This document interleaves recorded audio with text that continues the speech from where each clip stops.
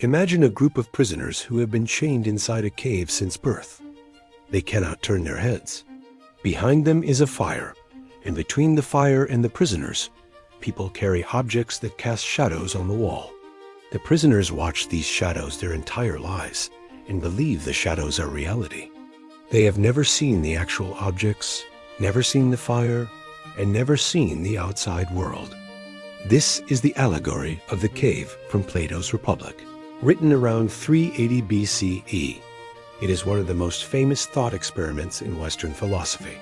And the uncomfortable truth is that Plato thinks most people are the prisoners. They mistake appearances for reality, never questioning what they see, and would violently resist anyone trying to free them. The Republic is not just about the cave. It is Plato's attempt to answer the question, what is justice?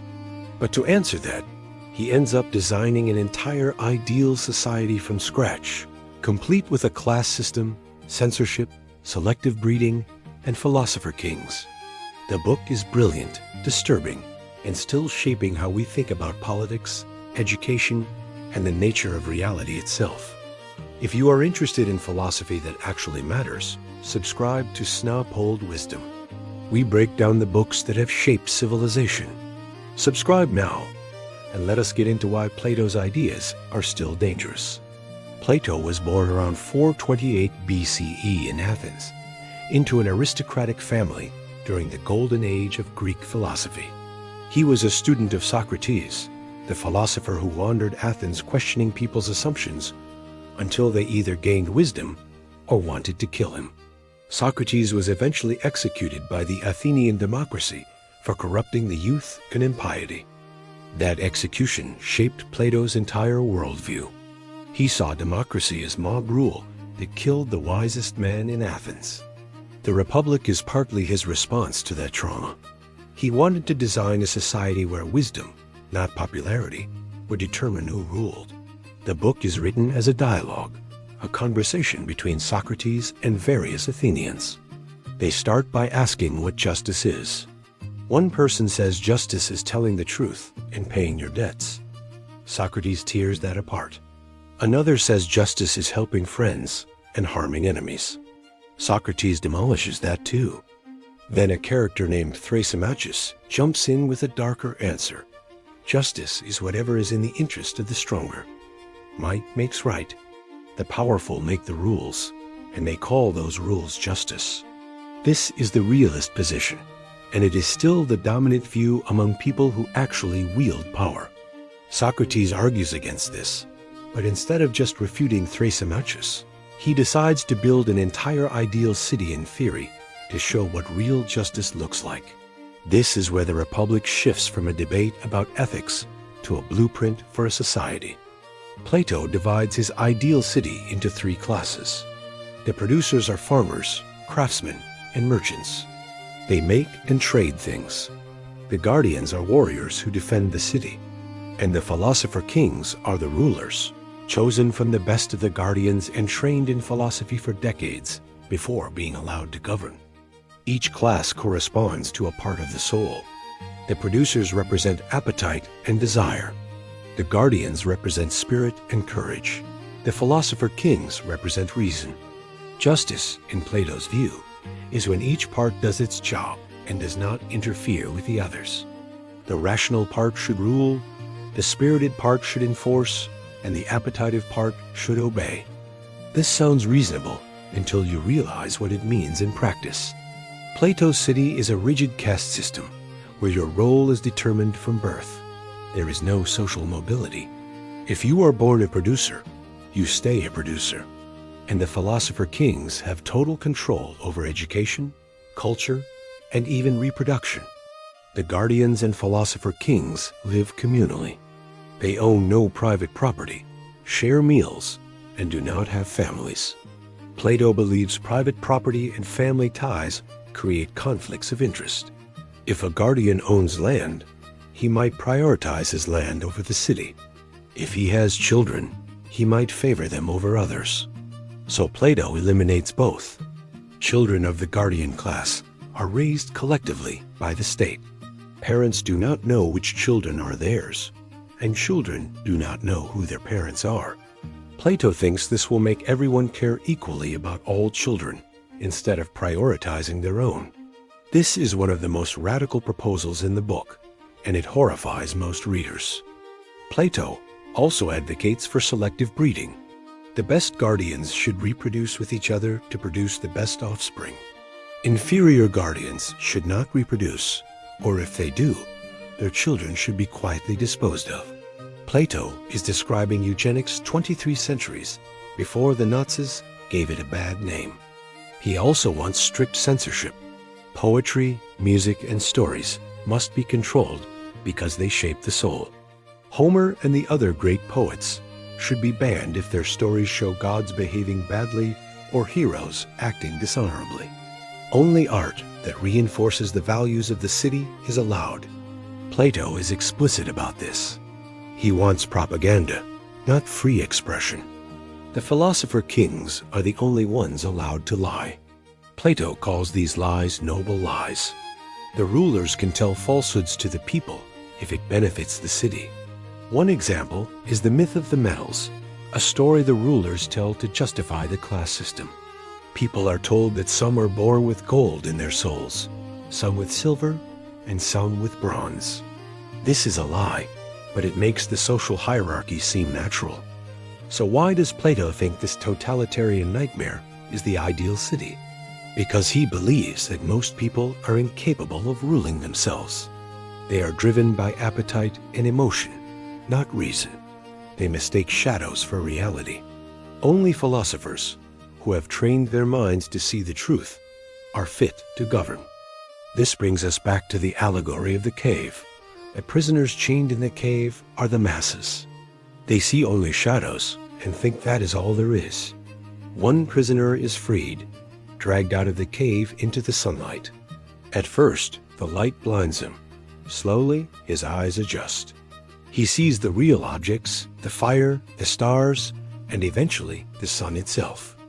The sun represents the form of the good, the highest truth in Plato's philosophy. The freed prisoner represents the philosopher who has seen reality as it truly is. He returns to the cave to free the others, but they do not believe him. They think he has gone mad. If he tries to force them out, they will kill him. This is Plato's explanation for why Socrates was executed. Socrates was the freed prisoner trying to show people the truth, and they killed him for it. The allegory is both an epistemological claim about knowledge and a political claim about why democracy fails. The masses do not want wisdom. They want comfortable illusions. Plato's theory of forms is central to the whole argument. He believes that the physical world we see is just a shadow of a higher reality. There is a perfect form of a chair that exists in a non-physical realm, and all physical chairs are imperfect copies. The same is true for concepts like justice, beauty, and the good. Most people only ever see the imperfect copies. Philosophers train themselves to perceive the forms directly through reason and contemplation. This is why they should rule. They have access to truth that others do not.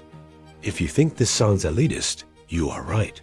Plato is explicitly anti-democratic. Near the end of the book, Plato describes the decline of political systems. The ideal city ruled by philosophers will eventually decay into a timocracy, where honor-loving warriors take over. That decays into an oligarchy, where the wealthy rule. The oligarchy decays into democracy, where everyone is equal and does whatever they want. And democracy, Plato says, decays into tyranny. When people have too much freedom, they become unable to discipline themselves.